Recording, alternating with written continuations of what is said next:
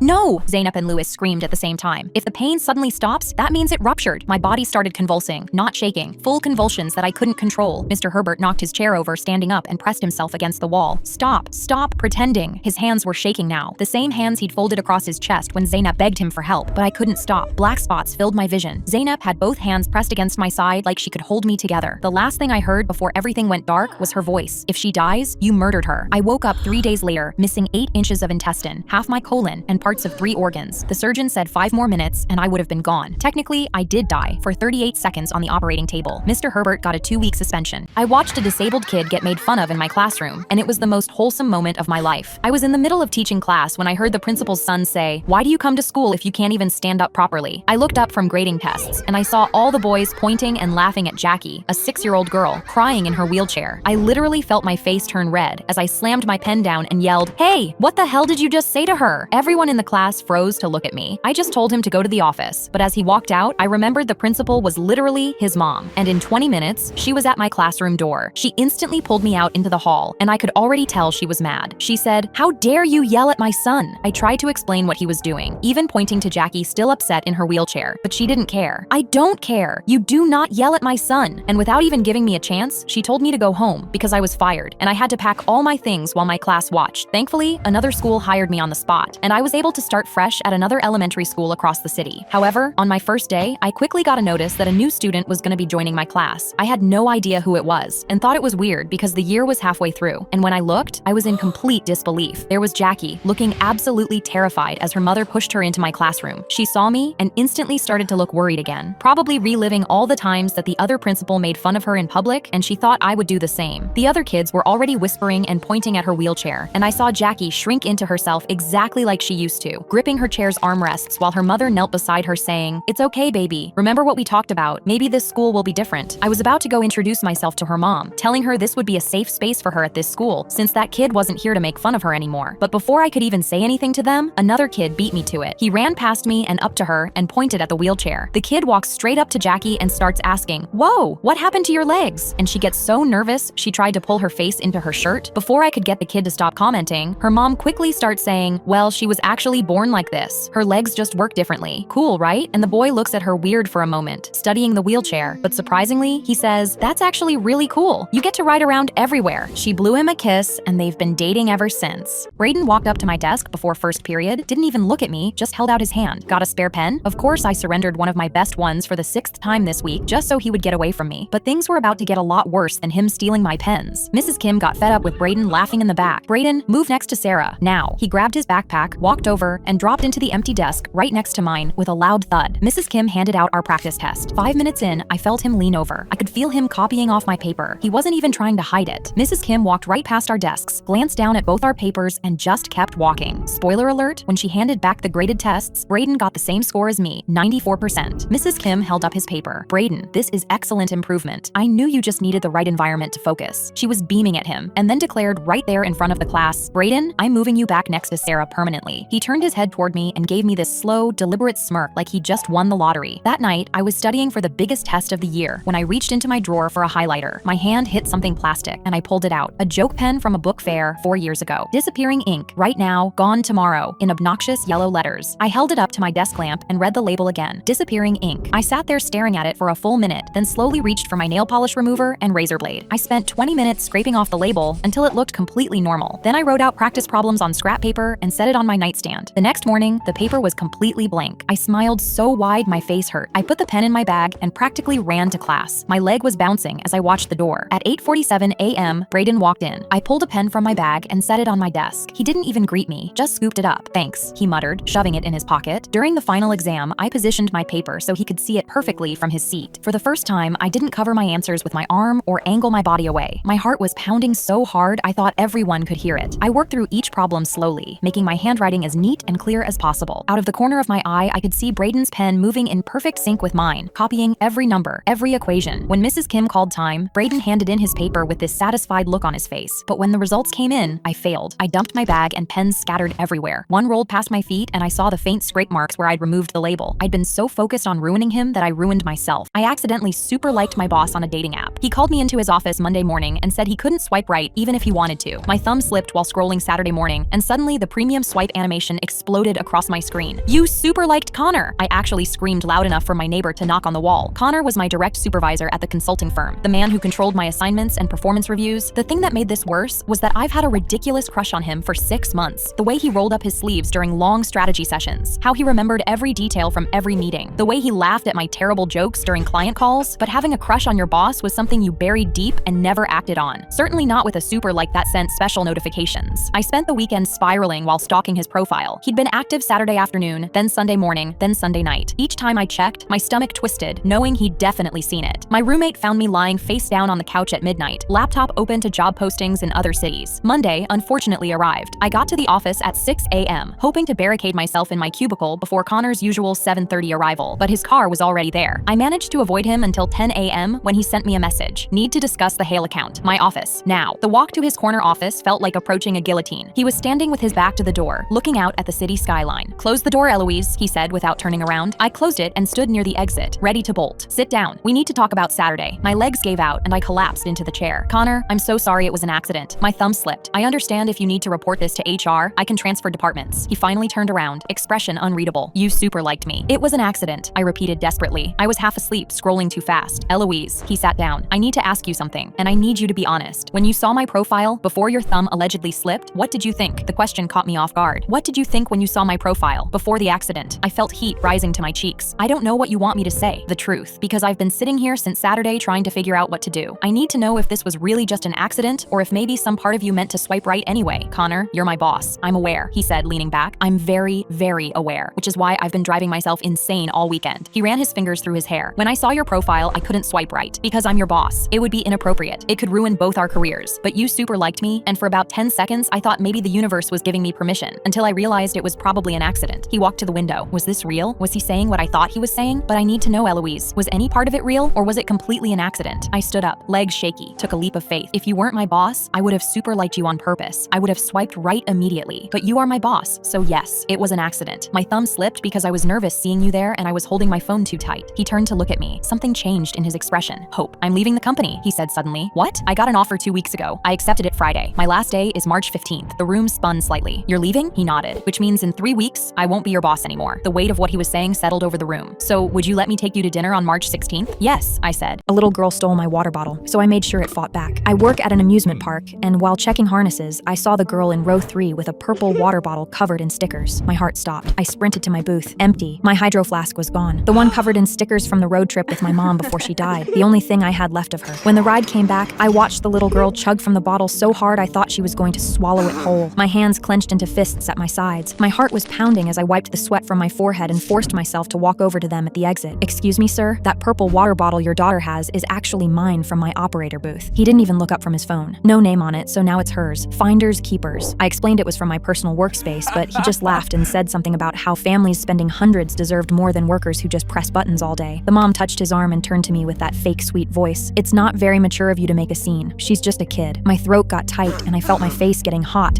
as I watched these entitled strangers pass around the last piece of my mom like it was nothing. I turned back to my station, trying not to cry in front of hundreds of guests, but I couldn't help it. My eyes started burning and my lip quivered as I bit down on the canker sore I'd gotten during my rushed lunch break. The sharp pain shot through my mouth and made me wince. Then I ran my tongue over the raw edge and felt something shift in my chest. A slow smile spread across my face. I had someone take over my post and grabbed a red medical alert bracelet from the first aid kit behind my station before running through the crowd searching for them, sweating in the blazing summer heat. I found them near the exit, posing for photos. Sir, I approached with my most professional expression. He didn't even turn around. We already told you. Finders keepers. I know, but I really need to tell you something about that water bottle. I held up my wrist, flashing the red medical alert bracelet, then pulled my lower lip down to show the angry red canker sore. I have oral herpes, diagnosed yesterday. Extremely contagious. That's why I needed it back so urgently. The transformation was instant. The mom's face went white as she grabbed the little girl who'd been drinking from that bottle since she got on the ride. The dad's smugness morphed into rage. You gave my daughter herpes! The mom yanked the bottle away and dumped hand sanitizer into the girl's mouth. The little girl gagged and choked as foam spilled everywhere while her mom kept scrubbing at her lips frantically. Then in front of hundreds of people, he grabbed my arm and shoved me hard. I hit the pavement and the impact knocked the wind out of me. He stood over me with his face turning purple and pulled back his fist,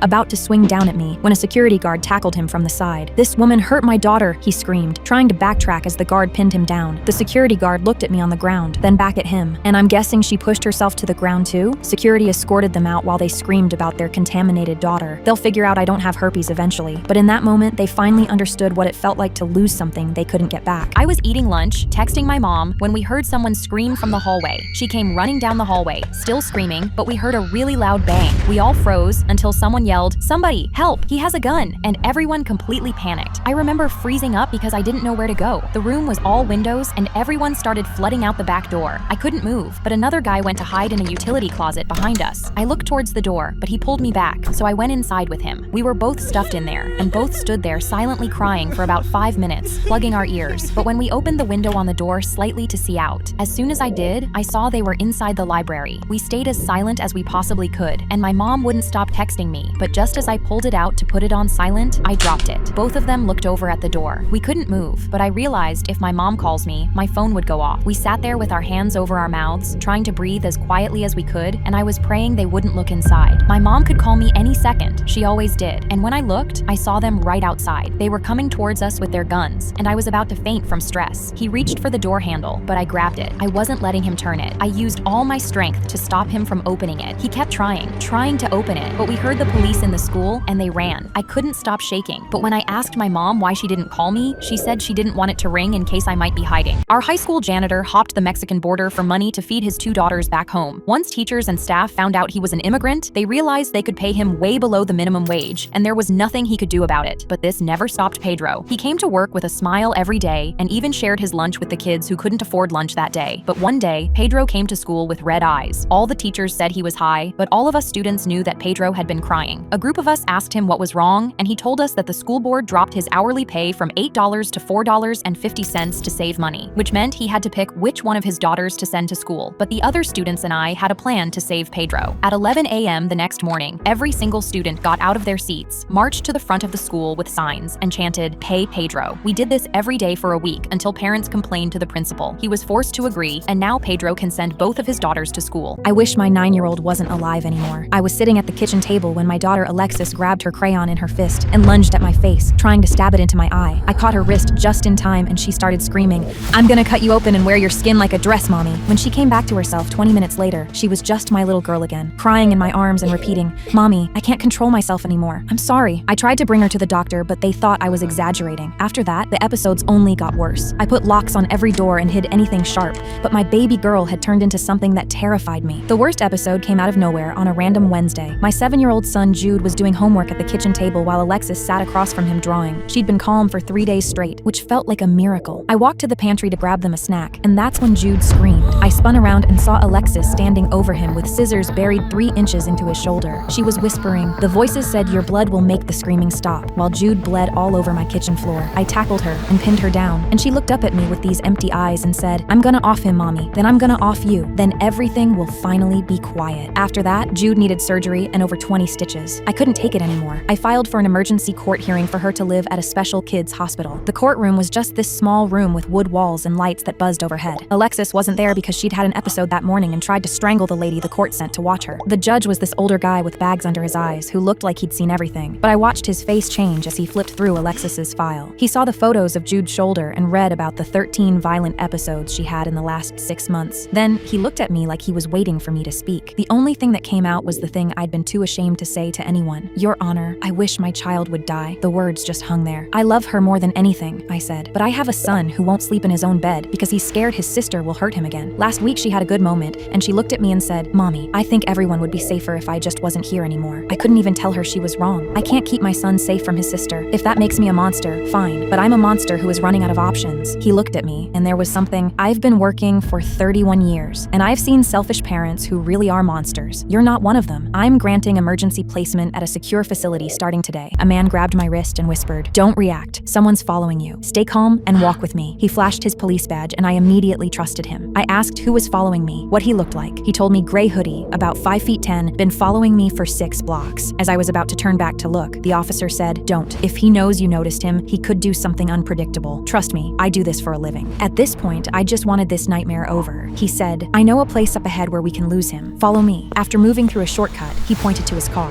I told him it was okay. I can call an Uber. He got angry. "I've seen what happens when women don't take this seriously. Let me help you." He grabbed my arm tighter. I told him to let go now. He said, "Fine, get yourself hurt. See if I care." I took an Uber home, and just when I thought this nightmare was over, at 6:04 a.m., I was woken up by a man and woman at my front doorstep. They were 2 detectives. They asked me, "Have you encountered this man?" They showed the picture of the cop who tried to take me to his car. I asked them, "So he wasn't a cop? Was anyone really following me?" They took off their caps in shame. "He lost his badge this morning. There was nobody following you. He simply wanted to get you alone. We're just glad you trusted your instincts."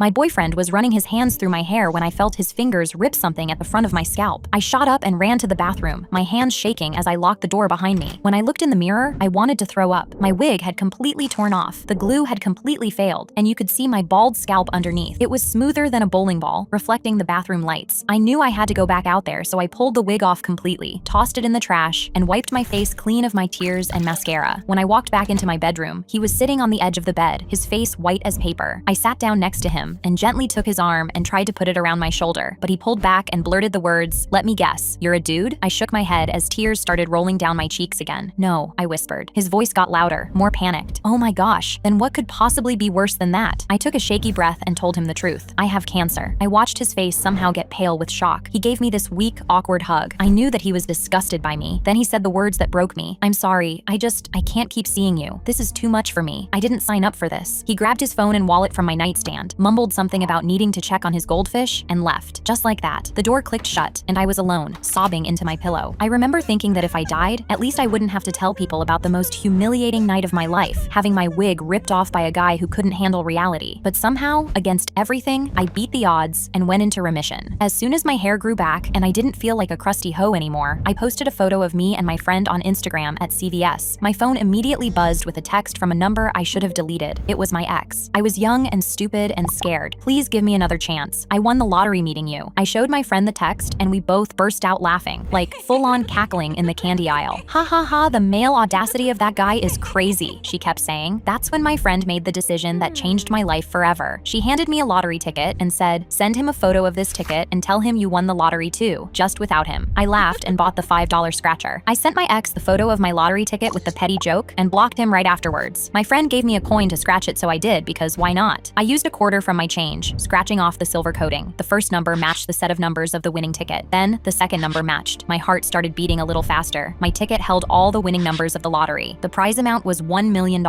I won the lottery because of my ex. My phone rang, and when I answered, it was the police. They told me they found my son in the middle of the road, driving his Paw Patrol car straight into the traffic. And when they stopped him, blocking traffic, they ran out and asked what he was doing. That's when they noticed he was scared and crying. He told them his sister wasn't okay and begged them to help him get to the police station. Apparently, after I left her to watch him for the day, they started watching Paw Patrol on the couch. He was so excited, but in the middle of the show, he heard something. He turned around and was horrified because his big sister was on the couch having a seizure. He tried to help her, but nothing was working. He was too short to reach the phone, so when he saw his car, he knew what he had to do. He hopped in his car like they did in the show and started trying to get to the station. I rushed home and saw him in a blanket with an ambulance outside. I ran inside, praying she was alive, and that's when I saw her on the ground unconscious. They were doing CPR, and I watched as they did everything they could do to save her life. Finally, at the last second, she gasped. A few more seconds and she would have died. Paw Patrol saved her life. I found out my boyfriend was cheating on me, and I've never felt more loved in my life. I was halfway through Saturday morning spin class, clenching to keep my tampon inside of me, when I noticed the blonde girl in front of me FaceTiming my boyfriend of 4 years. "I can't believe we've been dating for 3 months already," my boyfriend exclaimed. "That's my boyfriend." I pointed at the screen where my boyfriend was now shirtless making breakfast. The entire studio went silent. 25 girls in coordinating workout sets, just staring. The blonde girl immediately hung up and turned around. "Wait, girl, I'm so sorry, I swear, I didn't know he was taken." Every single girl started climbing off their bikes. Someone handed me a liquid IV. Someone else had tissues, the good ones with lotion. Another girl was already fixing my mascara with her emergency makeup kit. 4 years? Natalie shrieked. This absolute trash man has been with her for 4 years. The blonde, Isabella, looked like she was gonna throw up her green juice. I met him on Bumble, and he said he just got out of something casual. Casual? The entire room erupted. This absolute queen with sleeve tattoos and perfect winged liner just said, "Call his sister. Speaker now." My hands were shaking as I found Ellie's contact. She picked up and I said, "Blake's FaceTiming another girl. They've been together for 3 months." That's when she started shouting, "I'm getting my mom and we're coming right now. Don't fucking move." She hung up and I just stared at my phone. "Oh, this is about to be good," someone whispered. Isabella and I were clutching each other's hands, neither of us blaming each other. The entire class was hyping me up and telling me I deserve better. The teenager in the corner came up to me and said, "Girl, even while crying, your skin is glowing. Let that crusty man go back to picking girls who are actually in his league." Even the quiet girl said, "Girl, you were really gonna give that receding hairline your best years?" That one made me laugh. When that door flew open and his family walked in, it was like Real Housewives met Crazy Rich Asians. My boyfriend's sister strutted in with her Balenciaga bag. His mom was in her Saturday Costco fit, but make it fashion. Her aunt, who I didn't even know was coming, had her Cartier sunglasses on indoors. She saw me and Isabella crying together. I watched her perfectly microbladed brows go through the 5 stages of grief in real time. "Ellie, text your brother to come here, now." She started typing immediately. 15 minutes later, my boyfriend walks in, wearing ratty sweats and slides with socks. The first thing he saw was the wall of angry women in coordinating sets. His mom, his sister, his aunt. Me with my puffy eyes holding hands with Isabella. He immediately walked up to his mom and started stammering. "Mom, I know this looks bad, but I swear I haven't been cheating. I can explain." His mom's hand slapped his face so loudly, I swear it felt like the walls were vibrating. The entire class was screaming, multiple phones out. Ellie had her phone in his face while filming him. "This is going on the family group chat." Blake looked around desperately. 25 girls in designer athletic wear ready to end him. Then, his mom, Mrs. Leek, grabbed his ear like he was 5 years old and late for soccer practice. "You're coming home, getting her things, then you're moving back to your anime poster room." His aunt Linda stayed behind while they all left and said, "He gets it from his father's side. Weak genes." 48 hours after our teenage son Josh drove into a tree and fell into a coma, Dr. Weinstein walked into his hospital room and said, "We need to talk about organ donation." I was holding Josh's hand when she said it. I looked up at her, standing in the doorway with her clipboard. "He's been in a coma for 2 days, which is why we need to have this conversation now." She walked to the foot of Josh's bed and looked down at him like he was already dead. "Mrs. West, I've reviewed his scans. The damage is extensive. We need to discuss realistic expectations. I'm an ICU nurse. I know 2 days means nothing for brain injuries, but my throat was too tight to speak." Over the next week, she showed up every single day, always with that clipboard, always standing too close to Josh's bed. "Have you thought about what I said? But I swear I saw his fingers move yesterday." She rolled her eyes and took a deep breath like she was dealing with a difficult child. "That's involuntary. Reflexes." She made a note on her clipboard. "Mrs. West, I know this is hard, but you're in the denial stage of grief. That's very common." When she brought the organ procurement team to Josh's bedside with pamphlets, I practically charged at her. "Get the fuck out, all of you, get out." Security came and made a note in Josh's chart. The next day, she came back with lawyers. "You have 72 hours to consent to organ donation, or we're transferring Josh to county care. Your insurance won't cover it." I started crying right there in front of her, ugly crying where I couldn't catch my breath. "Please, just give him more time." She looked at me with a cold expression. "Time for what? Mrs. West, look at him. He's not coming back." Later that day, I was reading to Josh like I did every evening. My voice was hoarse from crying, and I could barely see the words through my tears. Then I felt it. His hand squeezed mine. I stopped breathing. "Josh, baby, can you hear me?" His hand squeezed again, harder. "I need a nurse." I ran out into the hallway, sobbing and laughing at the same time, and nearly collided with Dr. Weinstein. "He's awake." He squeezed my hand. She put her hands on my shoulders, her face showing concern. "Mrs. West, I know you want to believe that." Her voice was soft. "Come with me. Let me show you something." I followed her back into Josh's room to the computer monitor in the corner. She pulled up brain scans and started pointing at dark areas, talking in medical terms I didn't want to hear. Words like irreversible and permanent damage. I was nodding along, trying to focus on what she was saying, when I heard it. A voice, hoarse and barely above a whisper. "Mom." I spun around. Josh's eyes were open. Actually open and looking right at me. Dr. Weinstein's face went completely white. She started walking toward the life support machines. "He's suffering. This needs to end. What are you doing?" I threw myself between her and the machines. She tried to push past me, and Josh spoke again, louder this time. Another nurse appeared in the doorway. "What's going on in here?" I heard yelling. She stopped mid-sentence, staring at Josh, whose mouth was moving around the breathing tube.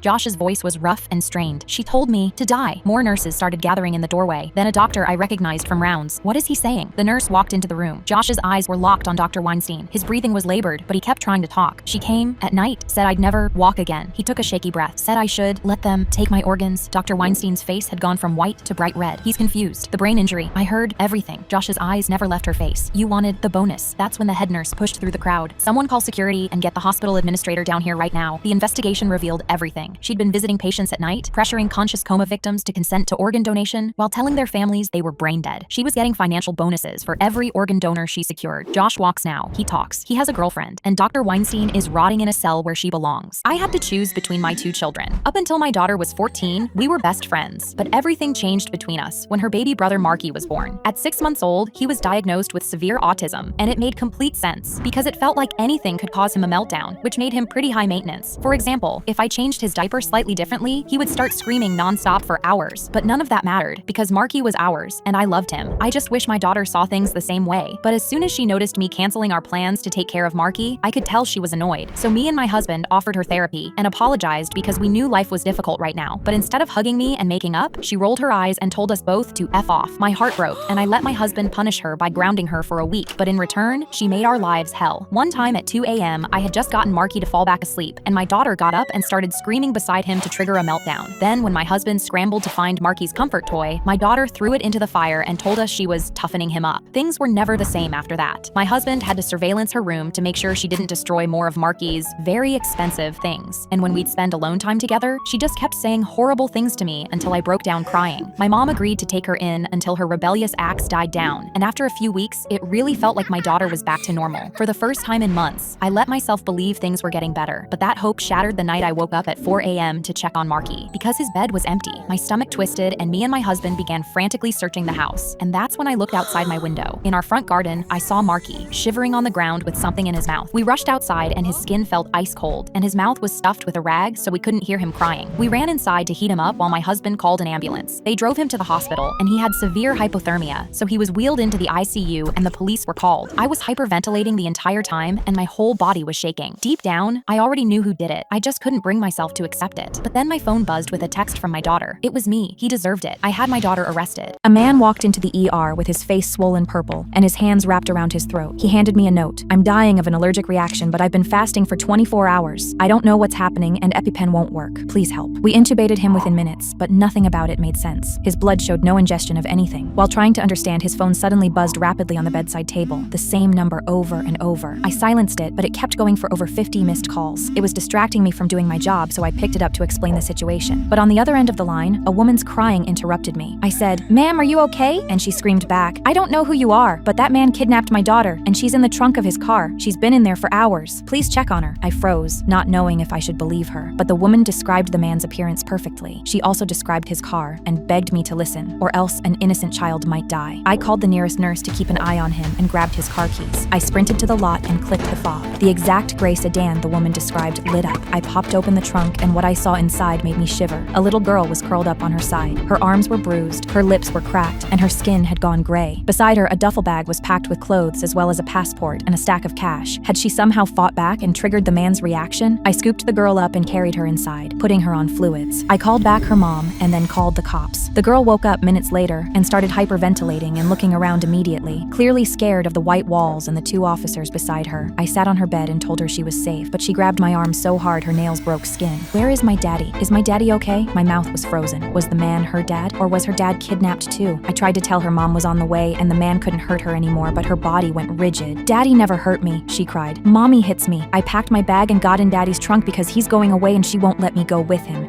He doesn't know I'm here or that she hits me." I tried to process what I just heard, but before I could, the room doors swung open, a woman in her 40s with red eyes looking frantic. The second the girl saw her, she pulled the bedsheets up to her chin in fear. The woman reached for her. "Come on, baby. I'm here now. Let's go home." The girl shook her head so hard her IV rattled. "Please don't let mommy take me." The woman looked at me and laughed. She's always been dramatic. That's when one of the officers stepped forward. He typed something into his phone and turned the screen towards us. The woman on his screen had 2 domestic violence charges. Her face matched perfectly with the mom in front of me. The officers walked her out on the spot while she screamed down the hallway. I sat next to the girl who was still shaking, but there was still one question burning in my mind. How did the dad have an allergic reaction if he consumed nothing? I scratched my head, and then I noticed the girl's jacket on the chair. A bag of peanuts was open and poking out of the pocket. I asked the girl about it, and she said she took them so she could have something to eat while in the trunk. I realized the allergic reaction was airborne, triggered by her eating peanuts in the trunk and the particles traveling into the cabin of the car. I looked at the girl and chose not to tell her she nearly killed the parent she was running to. I was getting ready for bed when I noticed a hidden camera in my bedroom vent angled towards me, but I didn't scream or even go to check it out, and instead just went to sleep. You see, my older sister's boyfriend is a cop, and he'd told me before that most cases like this get thrown out because there's no hard evidence. You need undeniable proof. So when I woke up, I made a plan. First, I got changed while putting my makeup on in my bedroom like usual. It made me sick knowing I was being recorded, but I just kept trying on outfits like no one was watching. On my way home from school, I stopped into a tech store as well as a home store, and the second I was back in my bedroom, I made my move. I wrote "Found you" in black marker on a yellow sticky note, then climbed up to the hidden camera and stuck it over the lens. This was the first time I acknowledged it. While the camera was covered, I changed my bedsheet and put on the new bedsheet I'd just bought. I cut a hole in my mattress and hid the tiny security camera I'd got as well. I covered the lens with the new bedsheet, which I'd made sure was thick enough to mask the camera under it, but thin enough so the camera could still see through. I angled my camera towards the vent and went to bed, but not before turning the thermostat all the way up, so I could sleep without a duvet and not risk it covering the lens. I checked the next morning, and the camera in the vent was gone. I pulled off my bedsheets and took my own camera out, scrolling through to see who had been recording me. 3 hours into my sleep, someone came into frame. I recognized the cop uniform immediately. It was my older sister's boyfriend. I took the footage to the police and had him sentenced to 15 years. My teacher made a kid take his shirt off in front of the entire class. When we all watched one of the boys in our class walk in late, I immediately noticed he wasn't wearing his uniform. Everyone was staring at him, and the second our teacher saw, I knew this wasn't going to be good. She immediately walked over and told him to go put it on, but he just ignored her, and in that moment, she lost it. "Go put it on now!" But he told her it hurt when he wore it. She grabbed him. "Last chance, young man," but he just sat there. She snapped and yanked him out of his desk. Everyone stared as she dragged him to the front of the class, saying, "If you want to show off in front of the girls, you can do it for everyone." She started pulling on his shirt, but he tried to stop her. "No, please don't." The whole class thought it was funny, that it was just a joke. She kept pulling harder, but he didn't want to,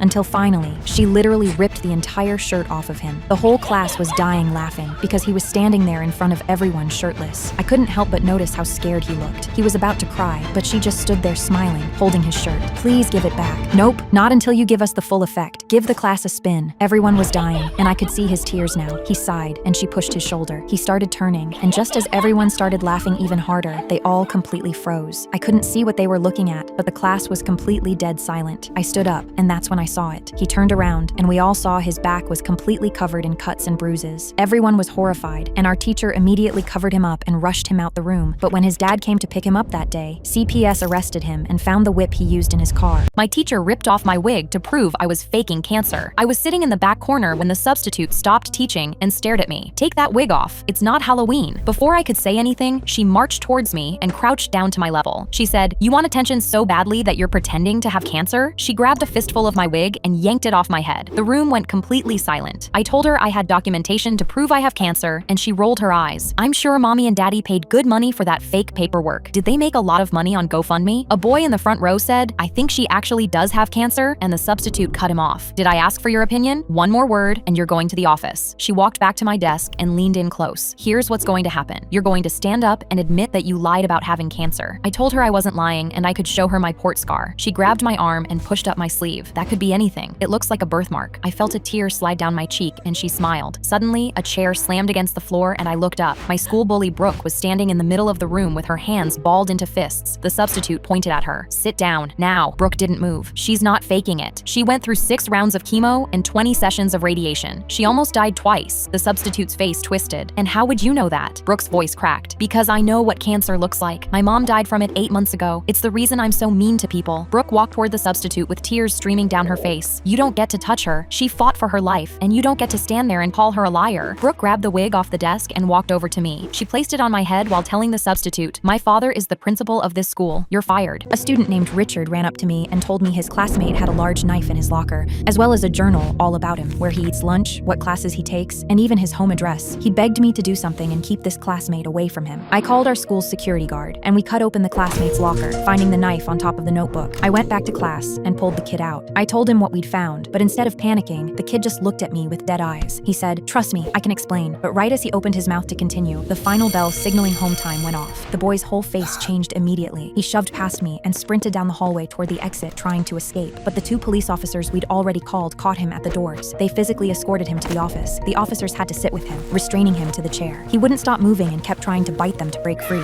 screaming to let him go. We put the journal and knife on the desk and told him to start talking. He screamed, "I can explain everything, but not right now. Just please let me go." I pushed the journal closer to him and said, "Nobody's going anywhere until he explains." He slammed his forehead on the desk and yelled angrily, "Fine, Richard follows my little sister home from school every day. The journal is me documenting him, and the knife is for protecting her when walking her home. Now let me go before he does something to her." That's when suddenly, the officer's radio on his shoulder crackled. "Attention all units. Assault on a female minor. Primary suspect, a teenage male with brown hair." The doctor said they needed to remove the excess tissue from my nose, and I knew exactly where it came from. When I was 4, I started eating tissues. Not because I was hungry, I just liked how they dissolved on my tongue into this soft, papery mush. Mom caught me once with a Kleenex hanging out of my mouth and completely lost it. You cannot eat tissues. Do you understand me? So I stopped eating them in front of her and started sneaking them to my room instead. I'd grab a few from the bathroom and eat them slowly, like forbidden candy. I knew it was wrong because Mom had yelled, but they didn't taste bad and my stomach never hurt. So what was the big deal? This went on for months. Then one morning, I woke up and couldn't breathe through my nose at all, completely blocked, like someone had shoved cotton up there. Dad took me to the doctor that same day, and Dr. DeBoa stuck a light up my nose, made a long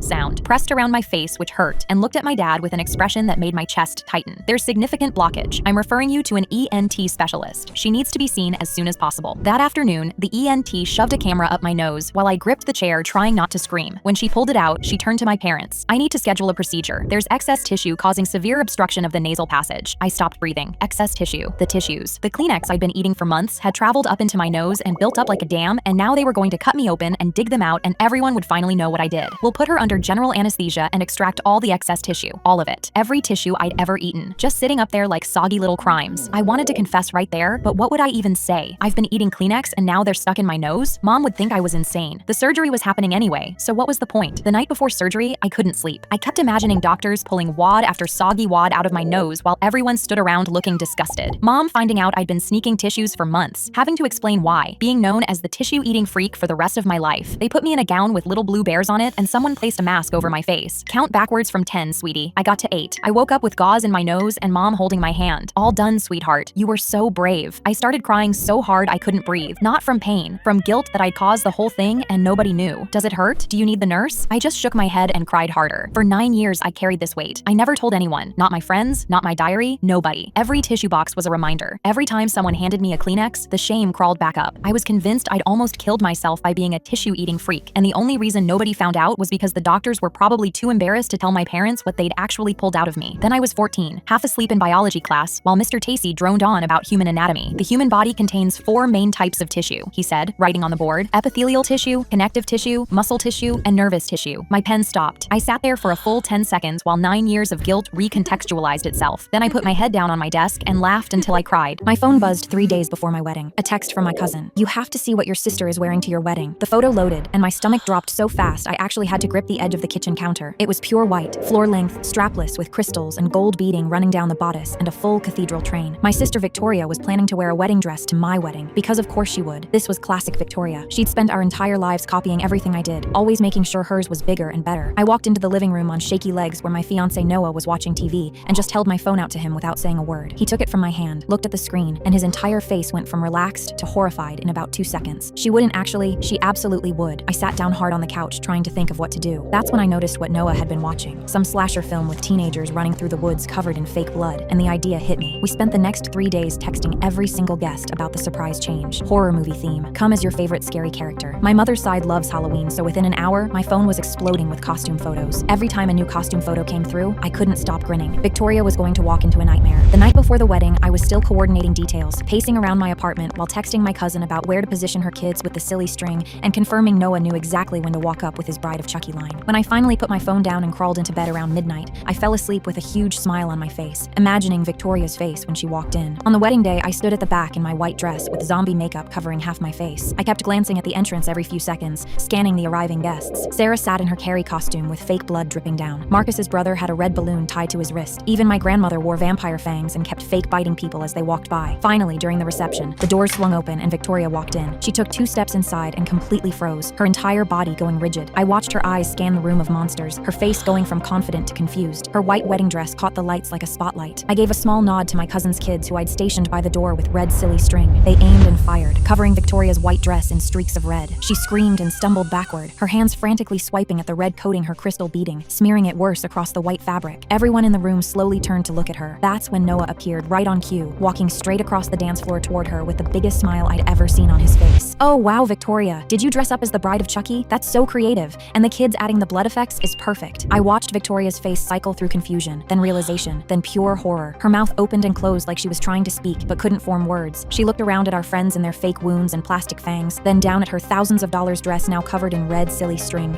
This isn't." Her voice came out shaky, and her face was turning bright red. She looked straight at me across the room, and I saw the exact moment she realized I'd planned this. Her eyes went wide and filled with tears. Then she grabbed her mother's arm and practically sprinted for the exit. When the doors slammed, the room erupted in laughter. She's never tried to steal my moments again. My family treated me like I was toxic my entire life, so I became exactly that. I came downstairs and found my family loading suitcases into the car in the driveway. I asked where we were going, and Mom looked at me with pure disgust. "We are going to Disney," she said. "You are staying here where you belong." Kevin laughed and said thank God because I would have ruined the entire trip, and as they pulled away, he rolled down the window and flipped me off. I spent the next few days doing every chore on Dad's list because missing even one meant bruises. And while taking out the trash, I tripped over the garden hose and face planted directly into the poison ivy patch by the fence. I sat there in the dirt waiting for the burning to start, remembering how Dad had pointed at this exact spot years ago and told Kevin to stay away from it. 3 hours passed, and I kept checking my arms expecting welts, but my skin looked completely normal. I went back outside and grabbed more poison ivy leaves and crushed them directly into my skin just to feel something, anything at all. That night, I sat at the kitchen table with my laptop and typed in poison ivy immunity and found out some people are genetically immune to urushiol, the oil that makes everyone else break out in rashes. I kept reading and the articles got more interesting. The oil could be extracted and concentrated. It stayed potent for years. It transferred through contact. The next morning, I put on dish gloves and spent hours collecting every poisonous plant in our yard, crushing them in buckets until I had mason jars of concentrated oil. I carried them to their bathroom where Mom's perfumes lined the counter. I unscrewed each bottle and added 3 drops, then Dad's colognes, then Kevin's Axe body spray. When they came home, I was on the couch pretending to read. Mom said the house looked clean and seemed surprised. Dad said I could order pizza. I smiled and gripped the couch cushions so hard my knuckles went white as I watched Mom head upstairs saying she needed a shower after the long drive. The rashes started at dinner on the second night. Mom's legs were covered in welts that looked like raw meat, and she kept shifting in her chair, trying not to scratch. Dad was clawing at his scalp until blood ran down his neck. Kevin came downstairs crying because his entire chest had erupted in blisters. They threw out all their clothes thinking bedbugs and spent thousands on doctors. Meanwhile, I used the same contaminated shampoo every morning, and my skin stayed perfect. But the Disney spirit only lasted so long, and my dad eventually went back to hitting me. Except every time he touched me now, he got a fresh dose of poison ivy oil that I'd rubbed into my sleeves. By morning, his hands were always covered in blisters. When a substitute teacher accused me of faking being blind and threw my cane across the classroom. My faith in humanity was restored.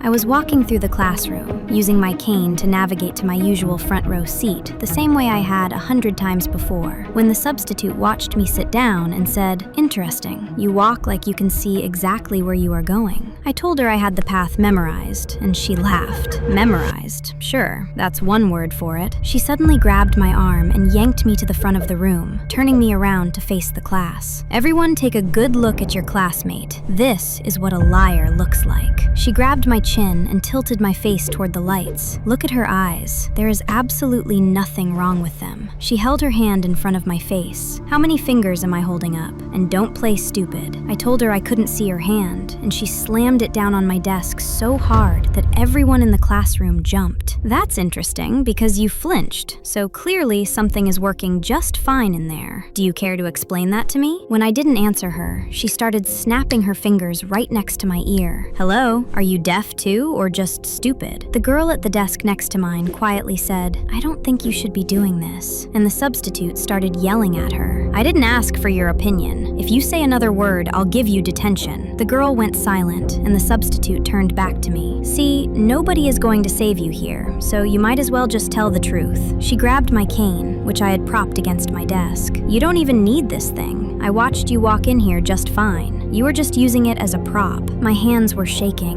and it took everything in me to keep my voice steady. "If you want to call the office, they can verify everything for you." She laughed and tossed my cane across the room where it clattered against the wall. "Paperwork can be faked, honey. I've seen it done 100 times by kids just like you." I could feel tears burning behind my eyes, but I refused to let them fall. She leaned in close enough that I could smell the coffee on her breath. "If you don't tell the truth by the end of class, I'm reporting you to administration for fraud, and I'll make sure they pull every single one of your little accommodations." A chair scraped hard against the floor, and a voice I recognized spoke up. "Give her the cane back." It was Calvin, the boy who had tripped me in the hallway a dozen times since freshman year. The substitute said, "Excuse me? Just who do you think you're talking to?" Calvin's voice was shaking with anger. "You, give the cane back and leave her alone, now." A quiet voice from the back said, "I've been recording this whole thing, by the way," and the substitute's whole body went stiff. She tried to soften her voice. "I was simply asking questions to verify the situation." Calvin interrupted her. "You threw her cane across the room and grabbed her face. That's not asking questions. That's assault. We all watched you do it." Calvin stood up and took a deep breath before sprinting out of the room. The substitute teacher yelled at Calvin. "Where do you think you're going?" he yelled back while running. "To the principal's office to report your dumbass." I'm afraid of my 7-year-old daughter. It started a few months ago when I told Kaylee to turn off the TV for bed. She looked at me with zero emotion and said, "If I had a pew-pew, I'd shoot you while you're sleeping." I laughed nervously and told her we don't say things like that. She stared at me for 10 seconds without blinking and walked upstairs without saying another word. The next morning, I told her she couldn't have cookies for breakfast, and she said, "If I turn on the stove without lighting it, you'd never wake up." I got chills all over my body. I asked where she heard that, and she smiled. "I'm just smart." A couple of days later, she walked past me on the deck and said, "I could loosen these screws, and if you leaned on the railing, you'd fall and break your neck." Then she crouched down and touched one of the screws like she was checking how tight it was. I grabbed her hand and pulled her away. She had to be learning all of this somewhere, so that night I grabbed her tablet. When I looked at her search history, I almost threw up. How do you make someone fall down the stairs? What happens when you mix bleach and ammonia? How can you start a fire that looks like an accident? Do kids go to jail for killing their parents? When I asked her about it the next morning, she looked at the screen and shrugged. "You can take it away, but I already know what I need to know." I started locking my bedroom door at night and hiding anything sharp. I called my sister over because I needed someone to believe me, but the second she walked in, Kaylee turned back into a normal kid. My sister pulled me aside and whispered, "She seems fine. Are you sleeping enough?" I wanted to scream, but Kaylee was in the doorway watching with this little smile. After my sister left, Kaylee said, "Nobody's going to believe you." She was right. I made a therapy appointment, but they couldn't see us for 3 weeks. Every day, Kaylee said something new. "I could push you, and your head would hit that corner. It's easy to put stuff in people's drinks." One morning, she poured water all over the bathroom floor and watched me slip. She smiled. Then, one night, I woke up and she was standing over my bed, holding matches. My door had been locked. I have no idea idea how she got in. She tilted her head. I wanted to see if you were really asleep. I reached for the matches. She pulled them back. Say please. I said please. She handed them over and leaned in close. You can't watch me forever. You have to sleep. She smiled. And I never sleep anymore. The next morning, I found messages on her tablet I'd missed. Her dad's new girlfriend had been coaching her for months. Articles about accidents, videos about fires. The last message said, make mommy pay for what she did to us. I called the cops that day. The girlfriend's in jail. My ex lost custody. But last night, I woke up and my door was open again. I know I locked it. When my daughter asked for Twinkle Twinkle Little Star at her birthday party, I almost collapsed. Hazel has hated that song since she was 3 when she had a meltdown so bad I had to carry her out of her own school concert. Her father and I split up that same year, and by the time the custody battle was over, she still couldn't hear that song without covering her ears. So one night, I held her in the dark and whispered, if you're ever in danger and can't say it out loud, just ask for this song. I'll know. She never used it. Not once in 2 years. Not until now. The song came on, and Hazel stood frozen in the middle of the room staring at me like she was drowning. I started toward her, but my ex Jackson got there first. He put his hand on her shoulder and threw a big smile at me. Time to go, princess. Birthday trip. I grabbed his arm. It's my week. She stays with me. His new wife stepped between us and put her hand on my chest. The lawyers already cleared it. Walk away. I tried to push past her, but Jackson already had Hazel by the hand, and they were out the door before I could stop them. I stood in my driveway watching their taillights disappear. That night, I called Jackson over and over, but he never picked up. At midnight, I drove to his house and pounded on the door until my knuckles split open. Every window was black. Nobody came. I sat in my car shaking and pulled up his wife's Instagram. Her last post was 3 days ago. Suitcases on a bed with a plain emoji and the caption, so excited to start our new life. My hands started shaking. I logged into the school email we still shared and searched for flights. Qatar Airways. 3 one-way tickets to Doha. Leaving tomorrow at 6 p.m. I called the police and told them my daughter was about to be kidnapped. The next day, a detective met me at the airport 30 minutes before boarding, and we stood at the gate watching every face that walked past. Then I saw them. Jackson with a suitcase, his wife with a backpack, and Hazel trapped between them with her face red and wet. I ran. Jackson saw me and yanked Hazel's arm and bolted for the gate. I grabbed her other wrist and she screamed, Mom! Security slammed him to the floor and ripped open his bags, her passport, her birth certificate, and school papers for Doha. They dragged him away in cuffs and he twisted around screaming,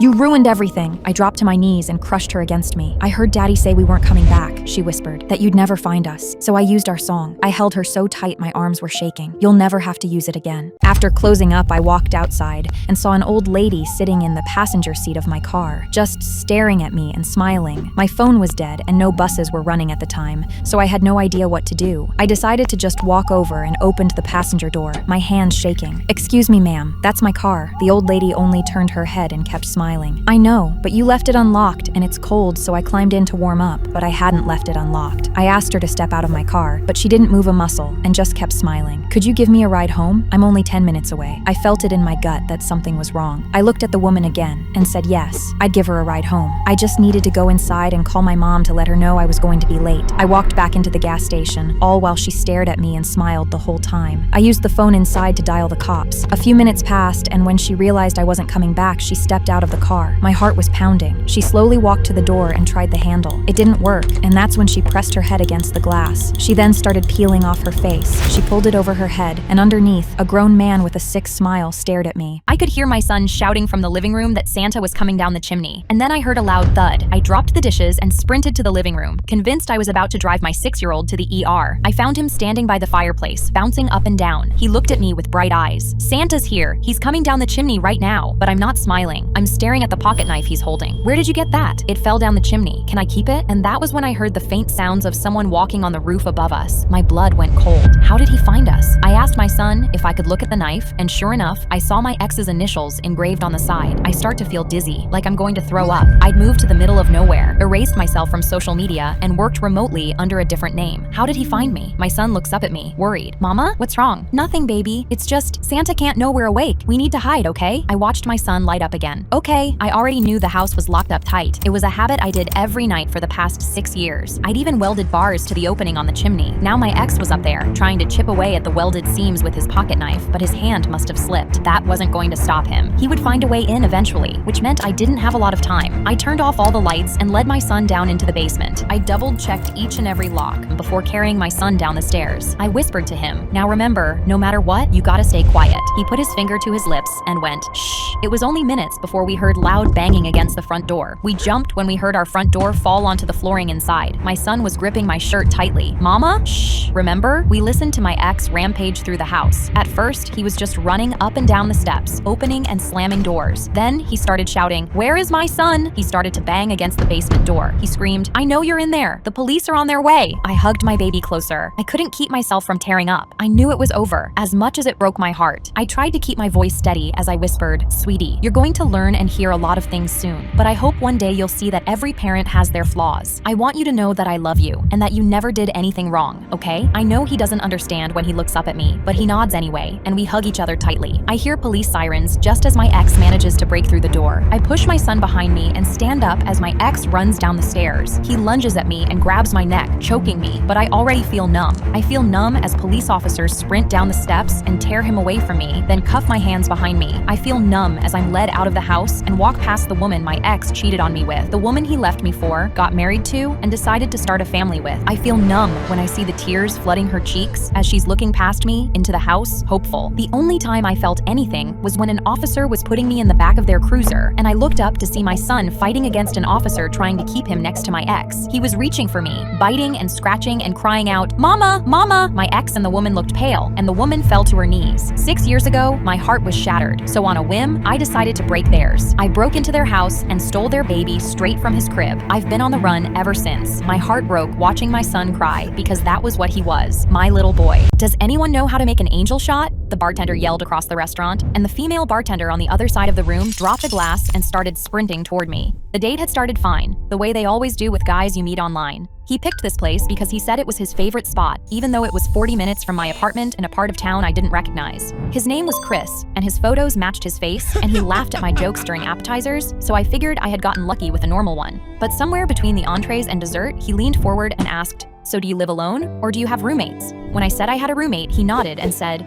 "Would they notice if you came home late tonight, or do they keep to themselves?" I told him she always waits up for me, but something about the way he tilted his head made me feel like he already knew that. When I excused myself to go to the bathroom, he stood up and said, "I'll walk you there. Make sure you get there safe." When I said that was unnecessary, he put his hand on my lower back and guided me toward the hallway with a grip firm enough that I couldn't pretend it was friendly. I told him I had to make a phone call, and he said, "That's fine. Just don't take too long because I already paid the bill." I said I was feeling tired and might head home early, and he smiled and said, "That's going to be difficult because I noticed your tires were looking a little flat, so you're probably going to need a ride home with me." I realized this man wasn't going to let me leave alone. I told him I needed one more drink before we left to calm my nerves, and he thought that was a great idea because it meant I was warming up to him.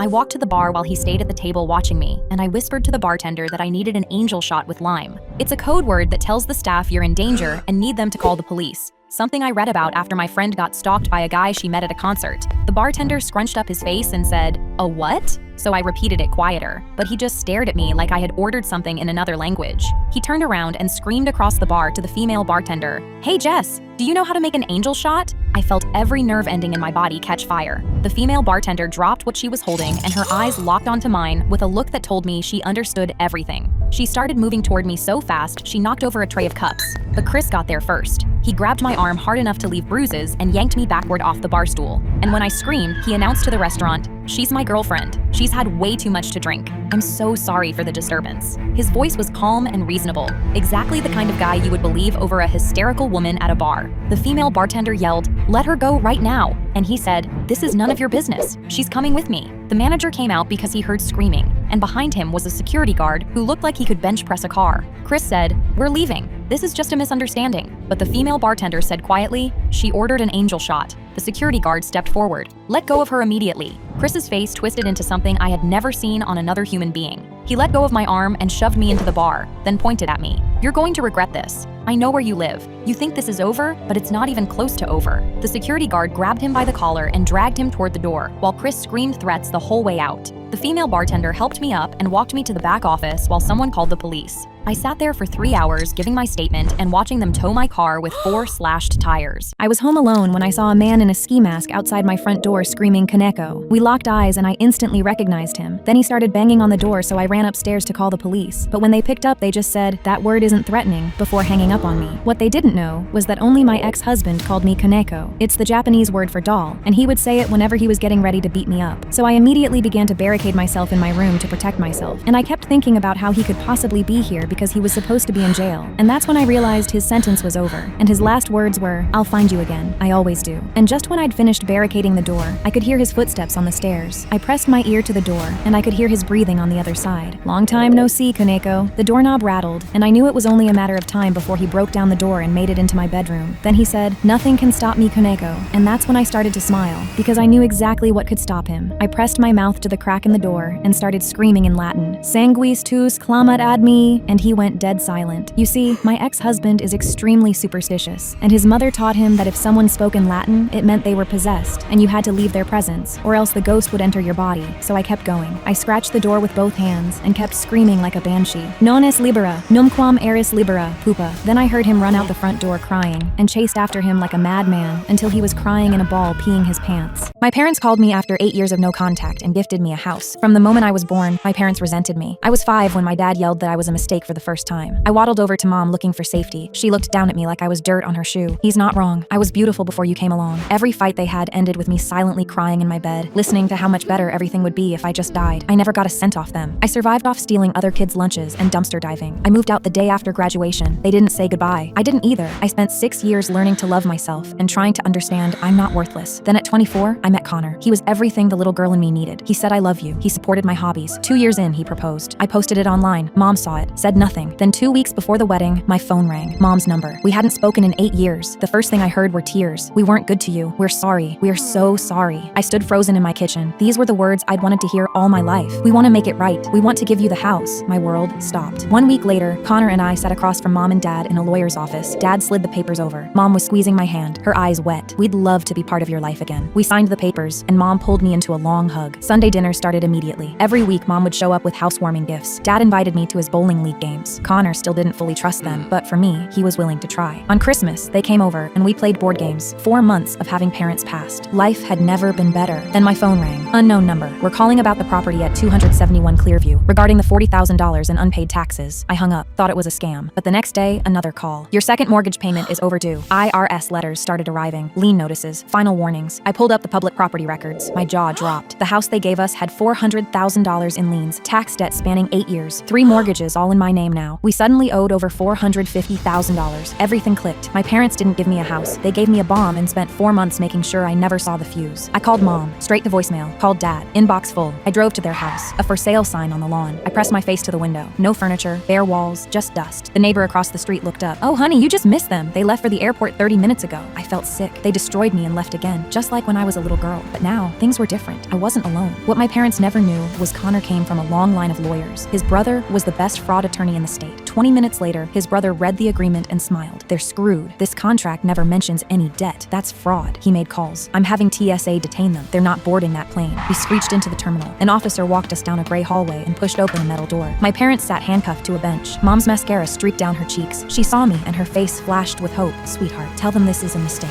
$400,000. She flinched like I'd slapped her. "You gave me a house with $450,000 in debt, then spent 4 months convincing me you loved me." Connor's brother cut through from the doorway. "All the debt goes back to them now. And your retirement fund? IRS gets that too." I turned toward the door. "Enjoy hell. Hopefully you get there soon." My schizophrenic boyfriend stopped texting me out of nowhere, and when I found out why, I was never the same. I woke up at 9:15 a.m. and checked my phone like I always did, but for the first time in 2 years, there was no good morning message there. My boyfriend had texted me at 8:36 on the dot every day since we started dating, and if I didn't reply in 10 minutes, he'd spam call me until I woke up. So nothing by 9:30 meant something was wrong. I called him, but it went to voicemail. I went downstairs to make coffee and saw his schizophrenia medication bottle in my drawer. He'd slept over 2 nights ago and clearly left it here, and I never realized. I thought back to the last time he went more than a day without those pills. He had called me at 4 a.m. whispering that his ex-girlfriend was living inside his walls and he was going to break into them and make sure she could never watch anyone again. That bottle on my counter meant he was 2 days unmedicated. I texted him and called him twice more and nobody answered. I was thinking of driving to his apartment when suddenly he sent me a photo. Him sitting on a park bench, staring straight into the camera and smiling. There was a message alongside it. "I'm fine, babe. "Don't look for me." I looked closer and saw that his left hand had 6 fingers, and the sign behind him was just shapes pretending to be letters. The photo was AI generated. Someone made that image, or he made it himself, and I knew I needed to find him now. I grabbed my matcha from the drive-thru and drove for 40 minutes to his apartment and knocked frantically. The door opened, and it was his ex, the one he thought lived in his walls. Her hair was messy, and her face was flushed red, and she was wearing a tank top and shorts. She smiled at me, and my heart shattered. I turned around to leave without a word, but then I saw smoke creeping down the hallway behind her. The second she saw me notice, her smile disappeared, but in a way where it seemed like she was hiding something. She tried to shut the door, but I shoved past her and ran towards where the smoke was coming from. She ran after and grabbed my hair. The force pulled me back, and I just swung my first without thinking. It hit her, and she tumbled backward down the staircase to the basement door, and as she fell, her hair flew off, revealing a bald head and that her hair was actually a wig. I didn't care. Smoke was pouring hard under my boyfriend's bedroom door, and I grabbed the frying pan in the kitchen and swung it into the door until it broke open. Flames were climbing up the curtains and crawling across the floor. My boyfriend was tied to the bed with a gag in his mouth. I ran through the smoke and ripped the gag off his face. He coughed and said, "Thank God you're here. She's crazy. This is all because I shaved her head as a prank in her sleep 3 days ago." I went to untie him, then realized that meant he actually was with her 3 days ago, so I put the gag back in his mouth and walked out. My daughter was crying in the bathroom when she thought I couldn't see her, flicking at the holes of the same ripped shirt she'd worn 100 times. I wanted to get her new clothes so she would no longer get bullied, but I had no money. Suddenly, the phone in my pocket buzzed. A text from my ex-husband, Kyle. "Can't pay child support this month. Still don't have a job, but trying super hard for our girl. Hope you understand." I looked back at our daughter, now trying to put on a fake smile, and came up with a genius idea. First, I spent the next 3 weeks delivering food through the night. When I finally had enough, I drove to a cosmetology clinic and spent every dollar I just saved fully disguising myself, dyeing my eyebrows, contouring my jawline, even giving myself freckles and fake cheek scarring just to look unrecognizable. I got in my car and drove 90 minutes to my brand new job I'd just gotten hired at as part of the plan, putting on a wig before walking inside. The first 3 hours went by smoothly, cleaning tables, refilling drinks, and texting my daughter that everything was going to be okay. But then, 4 businessmen in expensive-looking suits came in. They sat down at a table before even waiting. I rushed over to their table immediately, claiming it as mine and taking their order. The 4 men looked at me like I was below them, commenting on my body, snapping their fingers and whistling at me, and pointing at their gold watches, saying their time was expensive, so someone like me should be grateful I have it. I wanted to slap them, but reminded myself this was for my daughter. At the end of their meal, the men left no tip, and when I went to clean their table, I saw "Get a real job" written on the receipt. I smiled so hard my cheeks hurt. I photographed the receipt, then went into the back, hung up my apron, and quit the job immediately. From there, I drove to a family law office where I slid the photograph of the receipt across the lawyer's desk. The bill showed that the $800 for the dinner was paid on a corporate card, and the signature, signing off on the payment, was my ex-husband Kyle's. The same man who had been telling the court he's unemployed and broke had just spent $800 on lunch, knowing our daughter could not afford to eat. But I'd already known about this. I just needed to spend 3 weeks tracking his every move to prove it. I got my child support within a month, and now my daughter has clothes she's proud to wear at school. My sister burst into my room crying, and when I asked her what happened, she wouldn't even look at me. "Everyone made fun of me today because you walk me to school. They said I'm a baby." She was only 8, and since there were reports of abductions lately, there was no way she was walking alone. But the next morning after we left for school, she said, "Stay away from me." I said, "Fine," and waited 30 seconds. I started walking again, but made sure I could still hear her. She turned around. "You're too close." I could see a black SUV driving by, and knew she'd just get scared and come back. But again she yelled, "I can still see you. Wait longer." I stopped walking completely, and let her get almost a full block ahead before I started moving again. But then, as I saw her turn the last corner before our school street, I heard something. It sounded like a scream, but I thought she was pranking me. I walked faster, but as soon as I turned the corner, she was gone. Was she just messing with me? I called out, "Hey, where'd you go?" Nothing. "This isn't funny." My heart started beating, but then as I walked past the alleyway, I saw it. I was horrified because 2 men in ski masks were grabbing her. One of them had his hand clamped over her mouth. The other one was dragging her by her arms towards the same black car. She was trying to scream, crying, and I didn't even think I started screaming, "Hey! Oh my God, stop!" Both of the men jumped, surprised there were 2 of us. I started running towards them yelling, "Let go!" But they just started moving faster. They were almost at the car, and I had to do something. I saw a chunk of concrete on the ground and knew this was my only chance. I threw it in slow motion, knowing if I missed, she'd be gone. It hit him right in the face, making him stumble back. He let go of her legs, and she immediately kicked the other one in the balls. They were both in pain, but as she ran towards me, they chased her. I picked up another piece of concrete, and their eyes went wide. They turned around and ran away, and ever since then, my sister begs me to go everywhere with her. We were at my grandmother's 70th birthday party when I noticed my cousin Jade had been in the bathroom for a long time. I knocked. Nobody answered. The door was unlocked. Jade was on the floor with her back against the bathtub, head slumped forward. I dropped to my knees and shook her. She didn't respond. I tilted her head back. Her breathing was so shallow I could barely hear it. I pulled the Narcan out of my purse and sprayed it into her nose. I learned how to use it at a training my job offered last year. I've carried it ever since. I called 911, told them my cousin wasn't breathing right, opened the bathroom door so the paramedics could find us. My Aunt Nancy walked by and looked in. Her expression shifted from confusion to rage. What is that? What did you just give her? It's Narcan. It reverses overdoses. Overdoses? My daughter doesn't do that. She has a migraine. She was lying down where it's quiet. Nancy, her lips were blue. She wasn't sleeping. You're wrong. Nancy grabbed my arm hard. Why do you even have that stuff in your purse? Are you using something? My job offered a training. Normal people don't carry that around. Only addicts carry that around. She turned to the family gathering in the hallway. She just sprayed something into Jade's nose without my permission. She carries around junkie supplies. And now she's trying to make my daughter look like an addict. I heard sirens in the distance. Nancy's face changed. Tell me you didn't call 911. I had to. She wasn't breathing. To my mother's birthday party, the whole neighborhood is going to see paramedics coming into this house. She turned to my grandmother. I'm so sorry, Mom. She's ruining your party. The paramedics came in and started checking Jade's vitals. One looked at me. You gave her Narcan? Yes, about 5 minutes ago. Good call. Her breathing is still depressed. We need to take her in. Nancy stepped in front of the stretcher. She doesn't need to go anywhere. This is a family matter. Ma'am, this is a medical emergency. Narcan is only temporary. Without treatment, she could stop breathing again. They loaded Jade onto the stretcher. Nancy followed them out, screaming that I had set this whole thing up. I drove to the hospital and waited 2 hours. Nancy finally came out. The doctors said she's stable. Good. She would have been fine without your little performance. My mother's 70th birthday is ruined because of you. Jade almost died, Nancy. She would have woken up on her own. A doctor came out and asked to speak with Nancy. They talked in the corner for a minute. When she came back, her jaw was tight. They said she had enough in her system to kill her. They said without that spray, she would have been dead before the ambulance arrived. I thought maybe she finally understood, but she kept going. You should have called me first. I could have gotten her help without the whole world watching. You wanted me to let her die so you wouldn't be embarrassed? I wanted you to mind your own business. I was done. Okay, Nancy. Sorry for helping. I didn't realize you were so eager to bury another child. Nancy went still. Arnold died at 17 because you were too embarrassed to call 911. You tried to handle it privately, and by the time you finally asked for help, he was already gone. So don't tell me how to save your kids. Nancy turned and walked out of the hospital without a word. Jade texted me a week later from rehab. Thank you for saving my life. I woke up in the middle of the night, sweating, terrified that something was wrong. Our kids were staying home alone with a babysitter, and I knew something in my gut wasn't lying. I picked up my phone and immediately called our house. The babysitter answered, "Hello? Is everything all right?" I told her I was worried, but she just laughed. "Yes, everything's fine here, ma'am." I almost hung up and went back to bed, but still asked her to check the house anyways. She walked downstairs laughing, saying I was just being paranoid until she looked towards the front door and screamed, "Ah! Oh my God!" I heard the phone clatter on the floor and said, "Hello? Hello?" The line was dead. I called her again, praying everything was okay. She answered, panicking. Someone broke in. The entire kitchen is trashed. I started breathing heavily, having no idea what to do. My kids were in the house and it was being robbed. She yelled, "Please, call the police. I think he's still in the house." So I immediately hung up and called 911. I begged them to hurry because my kids were in danger. The babysitter had to run upstairs and grab them, pulling them into the closet to hide. The burglar could find them at any moment, and I'd never see them again. But finally, they heard sirens. The police ran inside. "Police, show yourselves!" But when they searched the house, they didn't find anyone. Weirdly, it was completely empty, and they noticed everything valuable was still there. Why didn't they steal anything? So they checked the security cameras. And when they did, they couldn't believe what they saw. My son accidentally left the front door cracked open earlier that night.